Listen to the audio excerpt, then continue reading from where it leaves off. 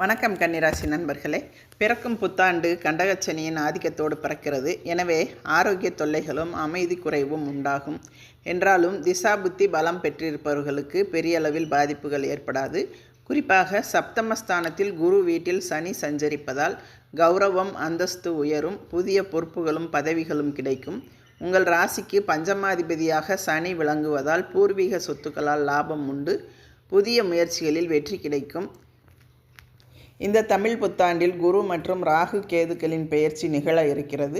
ஒவ்வொரு கிரகங்களின் பெயர்ச்சியின் பொழுதும் பலன்கள் மாறிக்கொண்டே வரும். கண்டகச்சனியின் ஆதிக்கம் நடைபெறுவதால் இந்த ஆண்டு முழுவதும் சனிக்கிழமை விரதமும் சனி பகவான் வழிபாடும் அவசியம் தேவை. இந்த ஆண்டில் மகரத்தில் ராகுவும் கடகத்தில் கேதுவும் சஞ்சரிக்கப் போகிறார்கள். இதற்கிடையில் குரு வக்கிரமும் சனி வக்கிரமும் சனி செவ்வாய் பார்வையும் சனி செவ்வாய் சேர்க்கையும் ஏற்படுகிறது. சுய ஜாதகத்தில் பாக்கியாதிபதியின் பலம் அறிந்து அதற்குரிய தலங்களுக்கு சென்று அனுகூல நாளில் வழிபட்டு வந்தால் இடையூறு சக்திகள் விலகும். வைகாசி மாதம் 12ஆம் தேதி, அதாவது 26/5/2026 அன்று குரு பகவான் கடக ராசிக்கு பெயர்ச்சி ஆகி செல்கிறார். அதன் பிறகு ஐப்பசி மாதம் 3ஆம் தேதி, அதாவது 20/10/2026 அன்று சிம்ம ராசிக்கு குரு பெயர்ச்சி ஆகிறார். அதன் பிறகு மீண்டும் மாசி மாதம் 1ஆம் தேதி, அதாவது 13/2/2027 முதல் வருட கடைசி வரை கடகத்தில் சஞ்சரிக்கின்றார். இடையில் குரு வக்ரகதியிலும் இயங்குகிறார். சுகாதிபதியாகவும் கலத்திரஸ்தானாதிபதியாகவும் விளங்கும் குரு பகவான் அவரது பார்வை பதியும் இடங்களில் கூடுதல் நற்பலன்களை வழங்குவார். கடகராசியில் குரு உச்சம் பெற்று சஞ்சரிக்கும் பொழுது அவரது பார்வை உங்கள் ராசிக்கு 3, 5, 7 ஆகிய இடங்களில் பதிகிறது. 3ஆம் இடத்தில் குருவின் பார்வை பதிவதால் வெற்றி வாய்ப்புகள் வீடு தேடி வரும். இதுவரை உங்களை விட்டு விலகி இருந்த சொந்தங்கள் இனி பகை மறந்து வந்து இணைவார்கள். பாக பிரிவினைகளில் இருந்த இழுபறி நிலை மாறும். நீண்ட நாள் கனவுகள் நனவாகும் நேரம் இது. ஆரோக்கிய தொல்லைகள் அகலும். உடன்பிறப்புகளின் இல்லங்களில் நடைபெறும் சுப நிகழ்ச்சிகளை முன்னின்று நடத்துவீர்கள். குருவின் பார்வை 5ஆம் இடத்தில் பதிவதால் பிள்ளைகள் வழியில் நல்ல சம்பவம் நடைபெறும். பிள்ளைகளின் திருமணம் சம்பந்தமாக எடுத்த முயற்சி கைகூடும். கடமையில் கண்ணும் கருத்துமாக இருப்பீர்கள். பாக பிரிவினை சுமூகமாக முடியும். பணிபுரியும் இடத்தில் பாராட்டும் புகழும் கூடும். உயர் அதிகாரிகள் சில நுணுக்கங்களை கற்றுக் கொடுப்பார்கள்.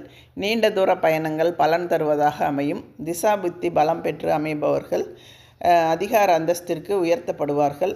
குருவின் பார்வை 7ஆம் இடத்தில் பதிவதால் கலத்திரஸ்தானம் புனிதமடைகிறது. எனவே மங்கள ஓசை இல்லத்தில் கேட்கவில்லையே என்று கவலைப்பட்டவர்களுக்கு இப்பொழுது சுப செய்தி வந்து சேரும். பிறருக்கு பொறுப்பு சொல்லி வாங்கி கொடுத்த தொகை கைக்கு வந்து சேரும்.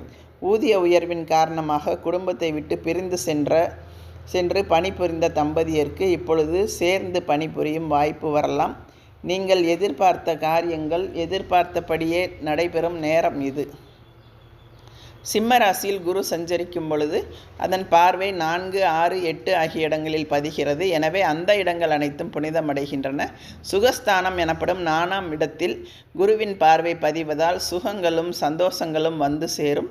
ஆரோக்கிய பிரச்சனைகள் குறையும். இடம் வாங்குவது, வீடு கட்டுவது போன்றவற்றில் கவனம் செலுத்துவீர்கள். பழைய வாகனங்கள் பழுதாவதை முன்னிட்டு புதிய வாகனங்களை வாங்க முன்வருவீர்கள்.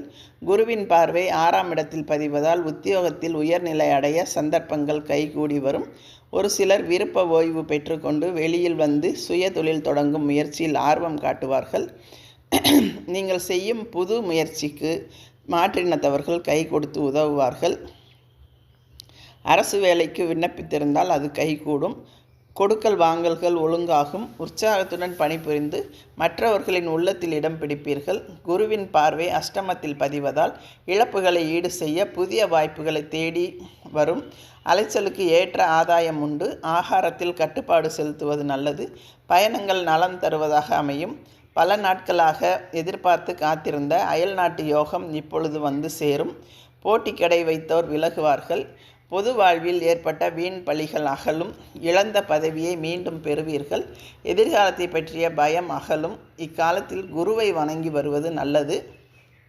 அதேபோல் ராகு கேது பெயர்ச்சியை பொறுத்தவரை உங்கள் ராசிக்கு 6ஆம் இடத்தில் சஞ்சரித்து வந்த ராகு பகவான் ஐப்பசி மாதம் 27ஆம் தேதி, அதாவது 13/11/2026 அன்று 5ஆம் இடத்திற்கு வருகிறார். அதே நேரம் இதுவரை விரயஸ்தானத்தில் சஞ்சரித்து வந்த கேது பகவான் லாபஸ்தானத்திற்கு மாறுகிறார். பூர்வ புண்ணிய ஸ்தானத்தில் சஞ்சரிக்கும் ராகுவால் புனித பயணங்கள் அதிகரிக்கும். கொடிகட்டி பறந்த குடும்ப பிரச்சனைகள் படிப்படியாக மாறும். பூர்வீக சொத்து சம்பந்தமாக நடைபெற்ற பஞ்சாயத்துகள் நல்ல முடிவிற்கு வரும். தொழில் மற்றும் வியாபாரம் சூடு பிடிக்கும். எதிர்கால திட்டங்கள் எளிதில் நிறைவேறும்.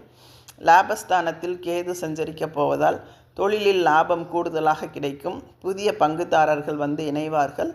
பழைய பாக்கிகள் வசூலாகும். சமூகத்தில் உயர்ந்த அந்தஸ்து படைத்தவர்களின் ஆதரவோடு பல நல்ல காரியங்களை செய்து முடிப்பீர்கள். அயல்நாட்டு முயற்சிகளும் அனுகூலம் தரும். புதன்கிழமை தோறும் கண்ணபிரான் வழிபாடு கவலையை போக்கும். கிருஷ்ண கவசம் பாடி வழிபட்டால் கேட்டது கிடைக்கும்.